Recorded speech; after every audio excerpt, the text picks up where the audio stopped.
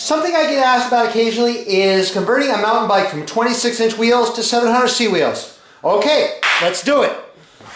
Okay, so I moved the 26-inch wheels here, and now this bike here, it's set up with an 8-speed drivetrain on the back, and it's got 135 millimeters spacing there. So, for simplicity's sake, I chose a pair of wheels, 700C wheels here, and the rear hub has got 135 millimeter spacing to match the back, and I installed an 8-speed cassette on there.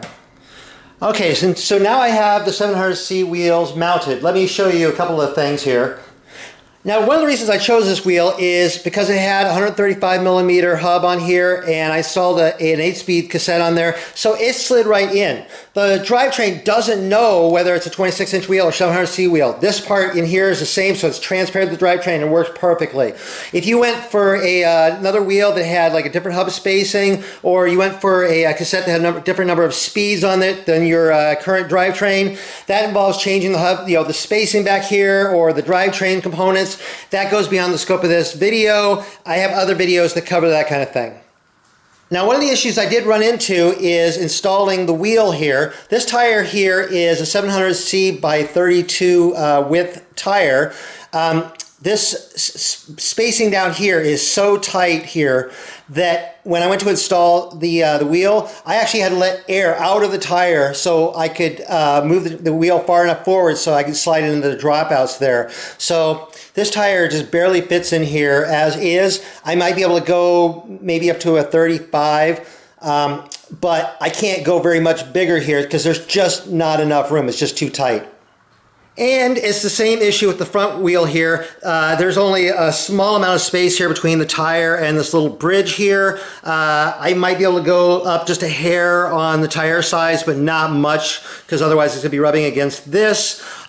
So these tires, the 700 by 32 tires do fit into this frame and fork. They may not fit into another frame and fork, or maybe there might be more room. So that's one thing to be aware of. So the wheels may or may not fit into a particular bike. They do fit into this one as is. So now if you're running rim brakes, you're going to have issues. The pads just aren't going to reach the rims, and you're not going to be able to adjust them up that high. Okay, so now if you were running disc brakes and you installed a wheel that has a rotor on there, you should probably be able to just slide that wheel in and make some minor adjustments for the alignment, and then you're all set to go. But with rim brakes, it's not that easy, so we're going to have to come up with an alternate solution.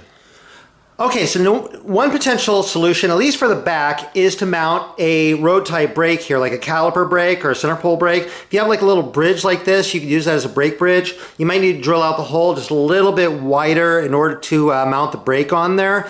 And you might need to get some long reach brakes in order to reach the rims. Now, notice that this bike already has V brakes. Those are long pull brakes, meaning the brake levers pull more cable than like other types of brakes. Like road brakes are short pull, so if you're going to replace V brakes with road type brakes, you're going to need to replace the brake levers so that they're compatible. If the bike already has cantilever brakes, they're short pull, and so the brake levers would be compatible with a road type brake. Now on the front, if you have a suspension fork like this, it's got this little bridge here, and they usually have a hole in there.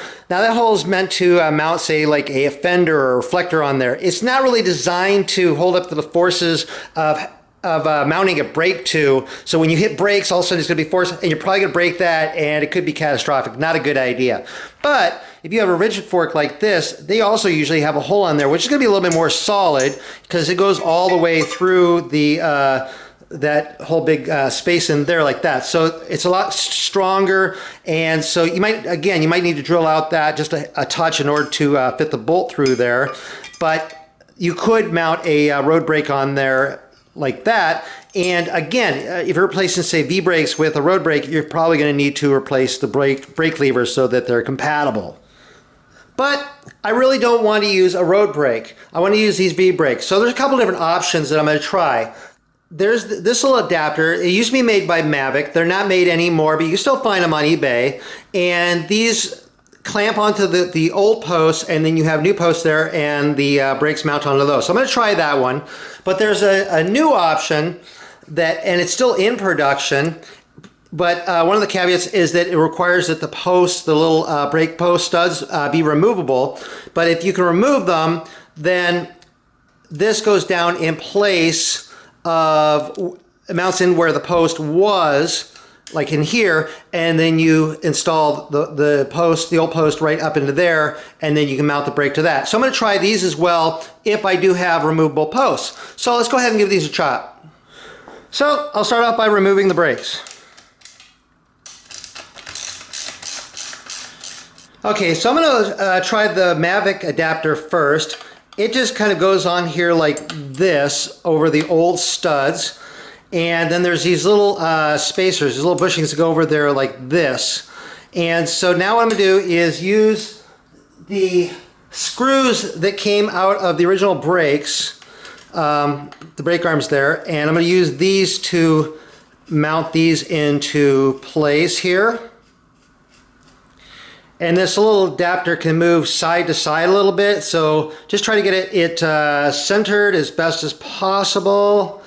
And then tighten these bolts into place to hold it nice and solid.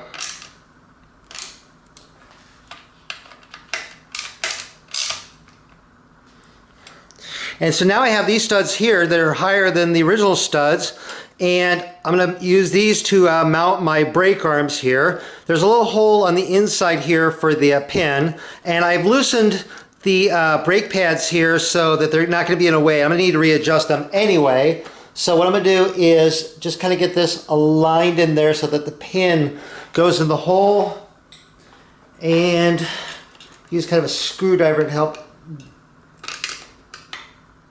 guide it into place. And it goes in the hole. And I'm going to use the screws that came with the Mavic thing because they're a little shorter, and screw this in here like this to hold the brake arm in place.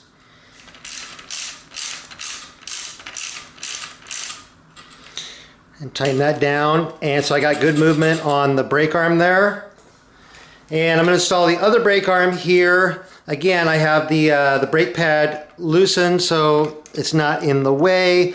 And I get the little pin into the hole here. Oh, and that goes in nice and easily on that side. So, and I'll put the screw in over here and tighten it into place like that. And so I got good springy action on these.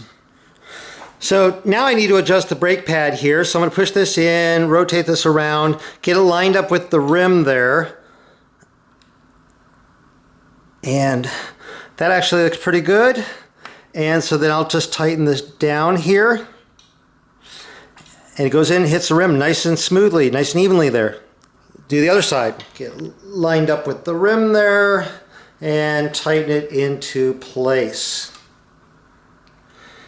And so now I'm trying to get this latched here, but I can't quite do it. The brakes are just like too tight there. So what I'm going to do is I'm going to loosen this cable just a hair, and so I can get it latched.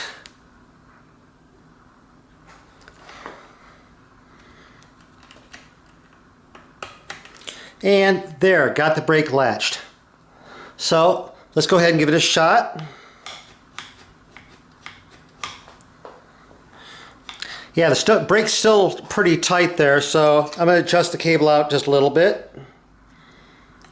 So let's go ahead and give them a try here. Pedal, brake, and these actually work pretty well. But let's go ahead and try those other adapters and see how they do. Okay, I removed the Mavic little adapter there and the brakes, and so I got the studs here, and they are removable studs, so I need to get these off of here. And I'm going to use this Craftsman Extreme Grip adjustable wrench here and clamp on there and just turn them out. There's one out, and there's the other one out. Okay, so then what it looks like here, there's a pin here and it goes into the hole there, and so that'll hold in place, and then I got to screw this in and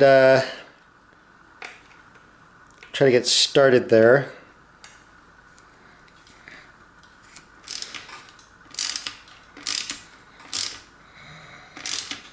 And so I have these tightened in there like that.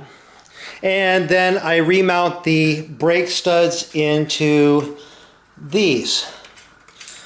And I could probably put some Loctite in there, but I'm just installing these temporary for this test build here. And so I'll be removing them again in a little bit.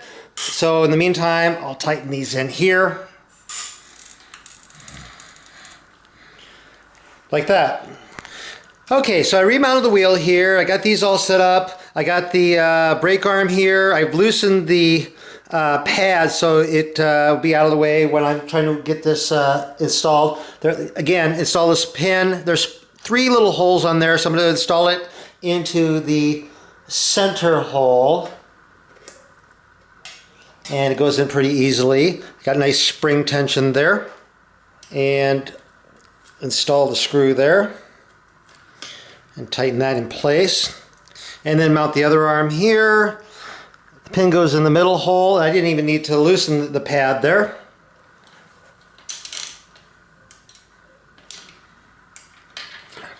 Okay, get this pad aligned with the rim there. I have to put it pretty much all the way to the top there. And then tighten this down here. Like that.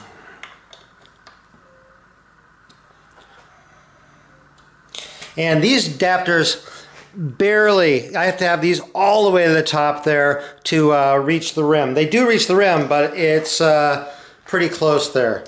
And guess what? This isn't going to lock over there, so I'm going to have to release more cable for this to go over there and latch. I suppose I could have adjusted the little washers and stuff in there, but I don't want to do that at this point. And test the brake here.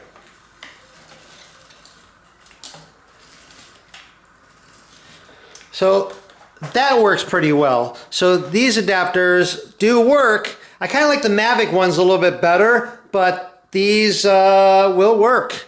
And lots of clearance on the brake pads until I clamp them down there. And done. I went ahead and installed the Mavic adapter plate here on the front, installed the brakes up there. And something interesting is from the inside of the plate there to the tire, there's only about 4 millimeters of clearance. So there's no way I could put a bigger tire on the front there. That's the maximum size tire I could put on there, was a 32.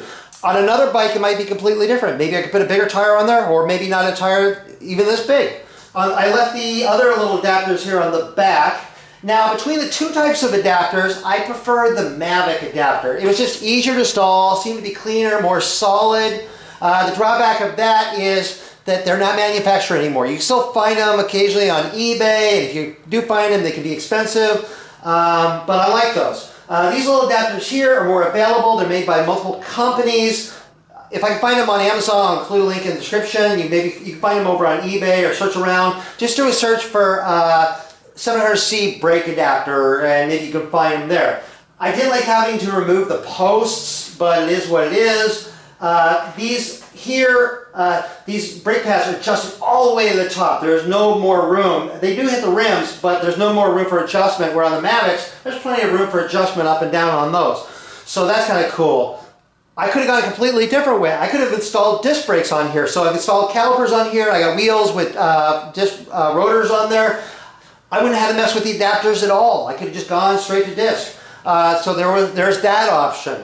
The only drawback I can really see to putting 700C wheels on a bike like this, well, it's the cost and the effort trying to find all the adapters and everything like that, is with the bigger tire, it moves it back closer to the pedals. So there's a possibility that as you're pedaling, possibly go around a turn, your foot can hit the tire there. That's a possibility. And also it probably depends on the bike and the size and everything like that, the clearance. But you know, there's that. I don't know how the geometry is. You'd have to really ride a lot to find out if it's something you like or not. I think it's kind of cool. What do you think? I proved that you could do it, showed you how to do it. Let me know what you think down in the comments. Well, hopefully you found this video useful or interesting. If you did, please give it a thumbs up. If you're not subscribed to my channel, click the subscribe button. Be sure to click the little bell so you get notified of new videos that come out. I'm always coming out with new videos. I'm over on Facebook, RJ the Bike Guy. Go over there, like that page. I post a lot of stuff over there. And I have a webpage, rjthebikeguy.com. Go check that out. Anyway, thank you very much for watching.